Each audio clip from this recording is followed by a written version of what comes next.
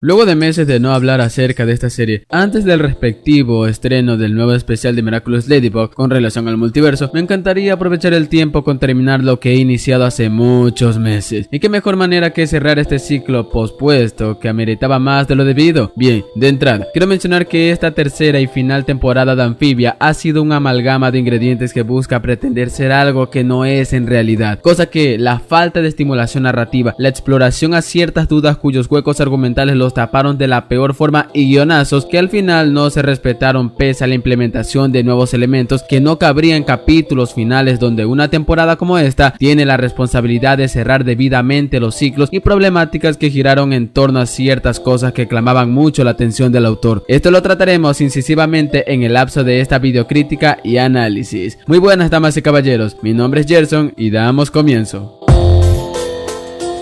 De entrada, la tercera temporada da inicio con Ann y los Plantars llegando al mundo humano después de haber luchado con Andreas al mostrar su verdadero ser villanesco, y es costumbre de la serie mostrar alguna que otra aventura que Ann, Sprig, Polly y Hopedaya, solo que la diferencia está en que sería en la Tierra con ciertas limitaciones en base a una lógica que rodea tal escenario. Entrando en materia de esta índole, se sabe que los Plantars terminaron en la Tierra, un lugar que relativamente es más peligrosa que la misma Amphibia abstractamente hablando. Verán, generalmente la comedia de antaño de esta serie radicaba en ser un poco inteligente e insinuadora, llegando al punto en que olvidan estos elementos que utilizan para idiotizar de cierta manera tanto a los acontecimientos como sus propios personajes al borde de una catarsis, cosa que esto se ve poco en este segmento narrativo en el que los Plantars se encuentran. No obstante, la mayor parte de estos episodios estaban girando en torno a la cacería que un robot espía empleaba hacia Ann y a sus amigos, cosa que sí, el ritmo narrativo estaba allí moderado, llegando a hallar esa solución en ese mini arco, el cual llega a ser penoso saber que no supieron qué hacer para darle un mejor aire de autenticidad para la mejora de este segmento. De la misma manera, el FBI en Amphibia es un mal chiste andante, carecen de relevancia, no se portan como la secreta y enigmática corporación y agencia de inteligencia secreta que son, porque de entrada, bajo la lógica yankee, hay que ser ciudadano de Estados Unidos y tener un título de una universidad acreditada del país. También hay que tener entre 23 y 36 años y tener 2 años de experiencia laboral profesional, ya que es raro e inaudito ver que los padres de Ann, tailandeses, formaran parte de una agencia como esta. No es por ser racista, pero quita mucha credibilidad en la cacería que emplearon, más en el día de la invasión en la Tierra que llevó a cabo el núcleo y Andreas, haciendo que su lucha haya sido ínfima y al mismo tiempo sin importar, porque la verdadera lucha estuvo entre Sasha y Marcy. Por otro lado, he investigado y sí, el FBI valora la diversidad en su fuerza laboral y se esfuerza por ser inclusivo y respetuoso con todas las identidades y orientaciones sexuales de sus empleados. En resumen, la orientación sexual de un agente del FBI no debería ser un factor determinante en su empleo o desarrollo profesional en la organización, y la agencia tiene políticas que respaldan la igualdad de oportunidades y la no discriminación en ese sentido. Y para finalizar, la poquísima y escasa historia cuyas preguntas y respuestas se necesitaban de responder, más en la existencia y en la participación de personajes planos y olvidables que con el tiempo hicieron que nos olvidáramos de qué iba todo este asunto, debido a que lo más cercano a la historia de la caja de música fue en el jarrón que se pudo traducir, más cuando los tritones antiguos eran conquistadores y pudieron dejar alguna que otra pista para ramificar de la mejor manera este lore tan interesante. Otro hueco argumental del que se tapará parcialmente con teorías aficionadas dadas a la carencia de información que nos han dado.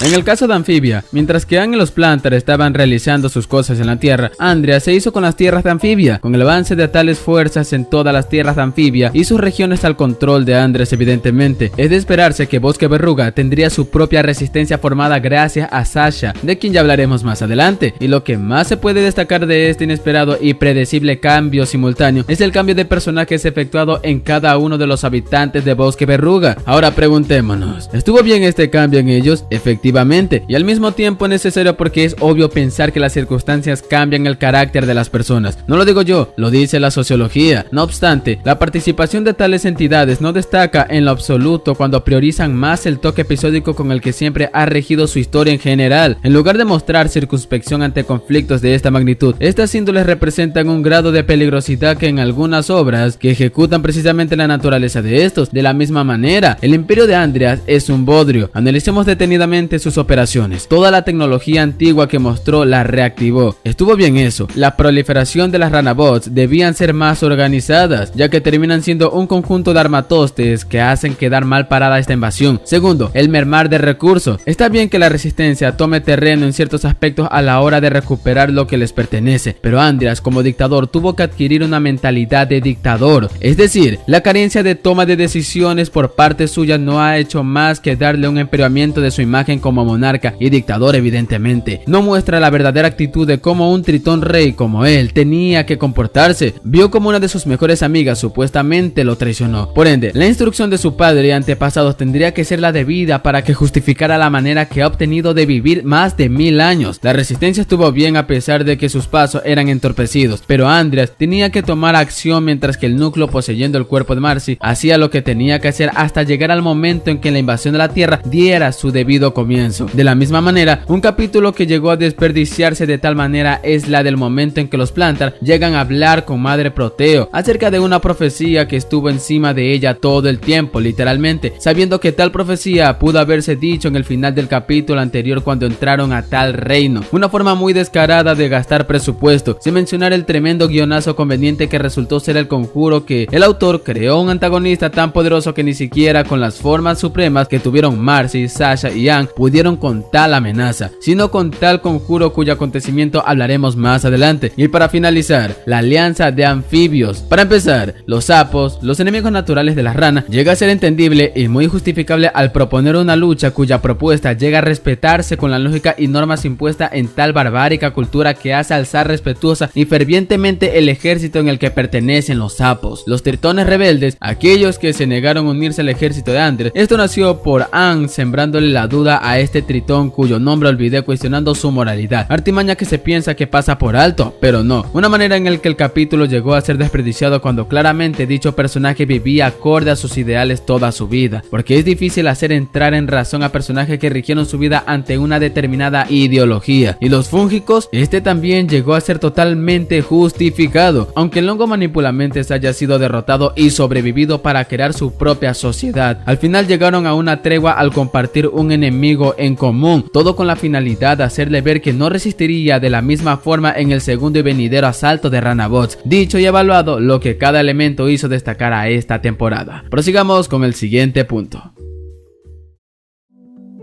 Continuando con los tres protagonistas que giran en torno a lo que realmente dan engranaje a esta historia principal, con el inicio para Anne. De entrada quiero mencionar que este personaje, como cualquier otro adolescente, sí, ha tenido sus momentos emocionales en los que se siente altamente confundida al no encontrar un propósito que todavía no ha encontrado o escrito para poder visualizarlo, pero el conjunto de experiencias que ha vivido la ha hecho sutilmente más responsable, consciente y madura para su edad, porque coincidió mucho con la idea de que ella no debía ser la líder de la resistencia dada su falta de habilidad de liderazgo en un grupo de personas, o en este caso de ranas, lo cual este resultado actitudinal en ella se debe a su influencia por los Plantar. Las locuras que han vivido la ha hecho una mujer más pensante y consciente de sus alrededores y empática, cuyo ejemplo lo podemos encontrar en la ocasión en la que rescató a Dominó 2, volviéndola parte de la resistencia formando un frente aéreo. No todo sería color de rosa con el personaje. Anne es la causante de todo este desastre, o al menos aquella que reanudó el proceso de conquista de Andreas como sucesor al trono de Newtopia. De entrada, el haber encontrado la caja de música fue una indirecta continuación de la zozobra que abundaría en toda Anfibia, más cuando se hizo que Andreas se hiciera con la caja de música. De lo contrario, en su ausencia, si ya nunca hubiera pisado Anfibia, las cosas seguirían siendo iguales, o al menos la idea de conquistar nuevos mundos se iría desvaneciendo gradualmente. He mencionado en las dos partes de esta serie de videos que Sasha es un personaje complicado, difícil de empatizar y al mismo tiempo detestable, pero las cosas en ella cambiaron en absoluto. Bien dicen por ahí, más vale tarde que nunca. De entrada, la incógnita del cómo su hipocresía y egoísmo termina desapareciendo reside en la reducción de opciones que tenía en su supervivencia. Y sí, irónicamente su cambio se debió por un motivo egoísta, sobrevivir como todos los demás. Sasha ha tenido varias oportunidades de enmendar su amistad con Anne, que se se ha estado yendo al garete, cosa que sí, esta fue la última la cual tomó inteligentemente, ya que estar constantemente velando por la resistencia con asistencia de mugre se notó el tenue cambio en ella. Pero sí, hubiera sido muy interesante que dedicaran un capítulo entero de cómo fue que la resistencia se desarrolló desde un inicio. Esto nos demuestra que al estar con las personas o individuos determinados cambian en sí nuestra forma de pensar, no porque realmente tengamos la necesidad de ser una copia exacta de uno de ellos, sino porque está en nuestra naturaleza copiar patrones conductuales que nos lleva a ser similares a la persona que hemos imitado, asimilándola con nuestra esencia existencial. Y fue básicamente cuando se encontró por primera vez con mugre. Sus tendencias violentas y manipulativas se intensificaron por el bélico estilo de vida que llevaban los sapos de antaño, razón por la que Sasha se volvió un sapo más de ese ejército, contraparte perfecta que representa a Aang. Y hablando de Aang, Sasha por fin hizo las paces, no de la manera muy cursi, pero sí de una forma un tanto embarazosa, la cual al final marcaron el fin de un ciclo de peleas de la forma más racional, mostrando así una disposición de mostrar una nueva faceta suya a partir de ese entonces. También pareció racional y muy arriesgado al mismo tiempo el que ella hubiese querido luchar contra Marcy, siendo poseída por el núcleo de los antepasados tritones. Para responder al porqué de esta pregunta, tenemos que ubicarnos cronológicamente cuando Marcy era forzada a hacer bromas por parte de Sasha, porque sí, no es la primera vez que hacen travesuras de tal magnitud como para que Marcy tuviera ese determinado daño psicológico que le propinó la compañía de Sasha. Ella, consciente del daño que le causó, se sentiría responsable por la manera en que Marcy desarrolló una terrible fobia al abandono. Sasha, como autora de todo ello, sentía que no había manera en resarcir el daño provocado en ella, pero sí compensarlo al tratar de salvarla de tal manera, porque para ello buscaría su perdón ante todo. Dado a lo mencionado, Sasha demostró tener un desarrollo de personaje que fue sutil e ingenioso sin mostrarse una cierta apresura cuya necesidad del autor estuviese en que el espectador empatice con ella de manera forzada. Pero no, aprovechó módicamente la oportunidad de hacer que Sasha actuara racionalmente ante un apocalipsis invasivo que moldeó de cierta manera su carácter, llegando a ser más responsable de sus acciones, un mejoramiento en su liderazgo, al tener en mente de cuán grande era la responsabilidad que cargaba sobre sus hombros, evitar que no se desmoronara toda la resistencia. Alguien que, aprendiendo de su propia experiencia el valor de no abandonar, que te extiende la mano desinteresadamente. Básicamente esta temporada sacó lo mejor de ella.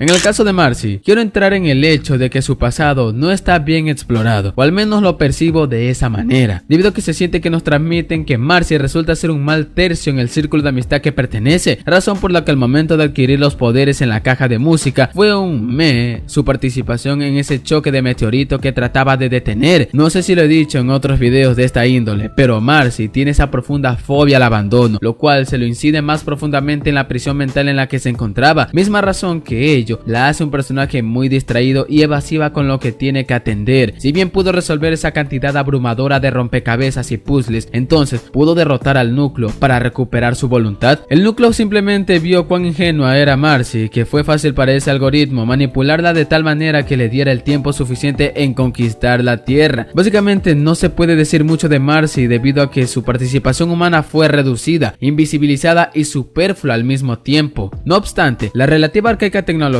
que la manipulaba llega a destacar mejor que ella. Entrando en materia, nos guste o no, el núcleo termina funcionando mejor de lo que Andreas quiso aparentar en el final de la segunda temporada. Al tratarse de una máquina donde las conciencias de todos los conquistadores y reyes tritones convergen, de cierta manera muestra tener un punto de autoridad al estar centrándose en lo que realmente convenía de hacerse. Por lo que sí, un intelecto alto que llega a predecir de todas las formas los movimientos ofensivos de sus adversarios, que pudo dar un combate muy frenético en contra de Sasha y Mugre, quien a causa de ese algoritmo tuvo la osadía de cercenarle el brazo a Mugre, mostrando el grado de sociopatía e inteligencia que posee estos antagonistas unificados, cosa que sí, eso la vuelve imponente, con lo calculador o calculadora que es, aprovechando máximamente las cualidades de Marcy aplicando en dicha ocasión. Básica y relativamente tenía todo para ser un antagonista mejores escritas en toda esta serie, pero fue víctima del guión al no predecir el movimiento final de Sasha en cortarle el cable que alimentaba toda esa redes eléctricas en su cabeza, y teniendo en mente de que ella fue versátil en el enfrentamiento que tuvo con Sasha y Mugre poniéndolos a sus pies, lo cual ese exceso de confianza que tuvo no es más que una reducción conductual a su cualidad predominante, misma notable flanderización que fue necesaria para el autor matarla, porque si un autor no tiene ni idea de cómo matar a un antagonista tan poderoso, surgen estos tropiezos narrativos que quieren toparlos con engorrosas excusas que no justifican nada, negando el error que cometieron.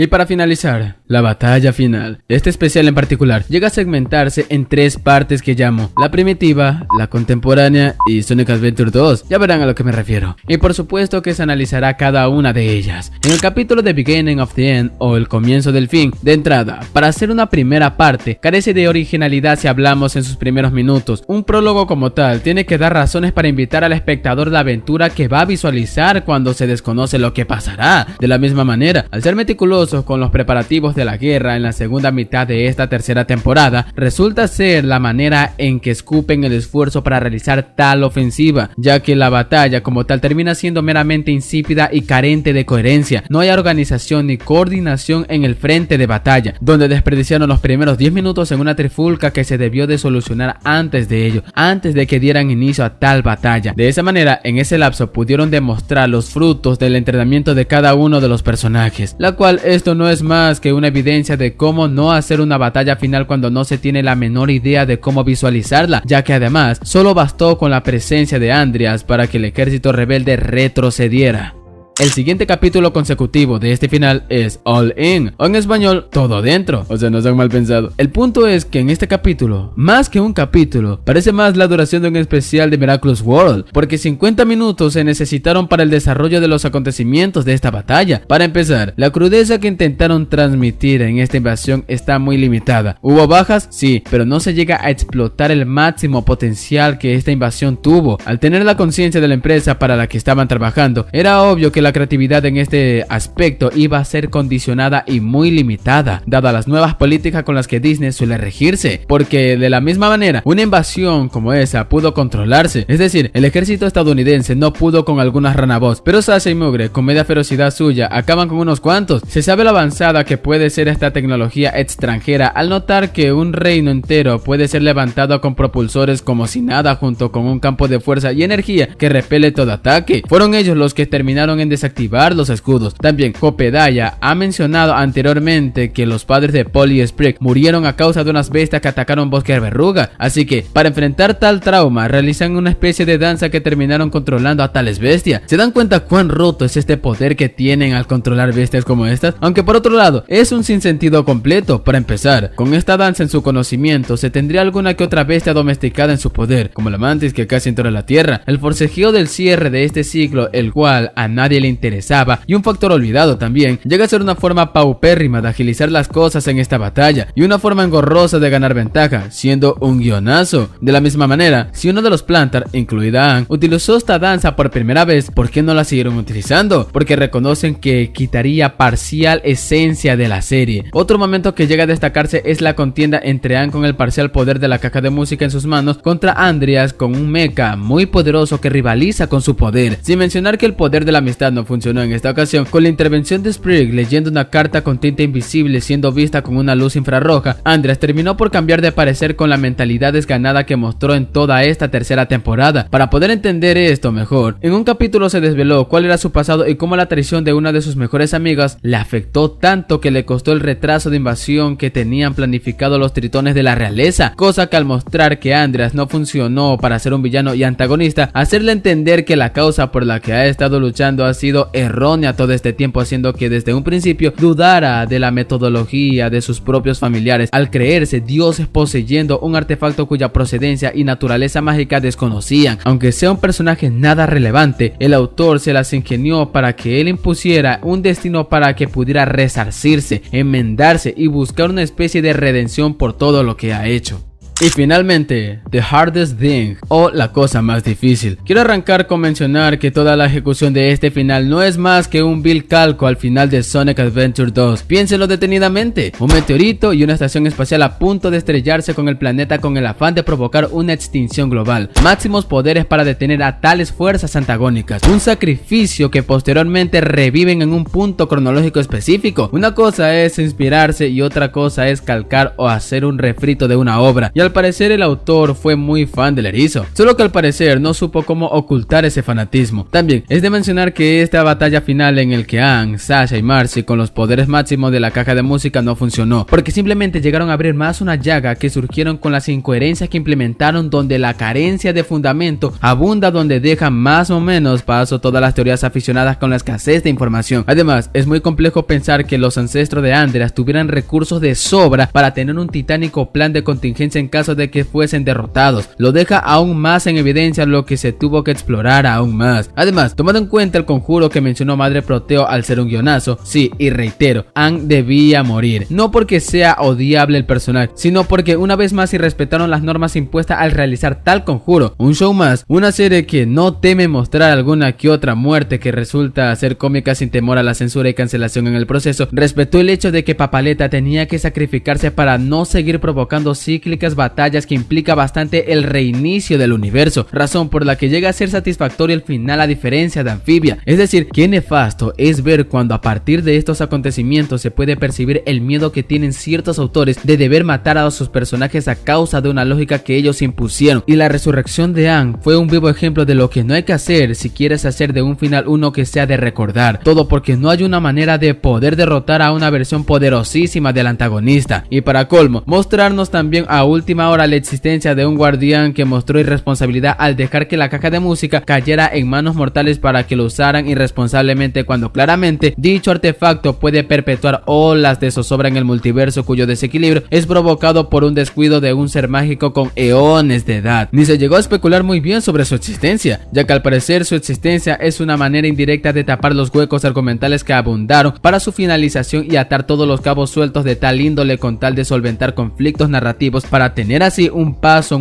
a un desenlace nada convincente, porque ni siquiera las teorías caben para esta revelación de mal gusto y difícil de analizar, porque para estas alturas mi calificación con todo lo que engloba Amphibia en su totalidad es de 6.2, simple y llanamente al no explorar el potencial sin hacer surgir elementos argumentales que complementen la naturaleza de todo lo que representó su ambientación, siendo este la tercera y final temporada de Amphibia.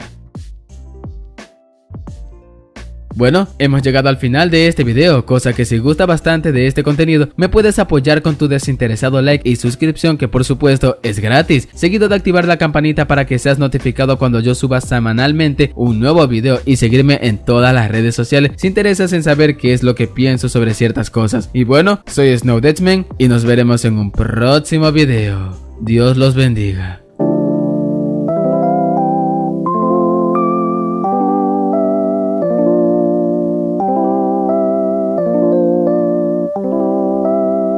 Óyeme bien, suscriptor, no tienes enemigos. Nadie tiene enemigos.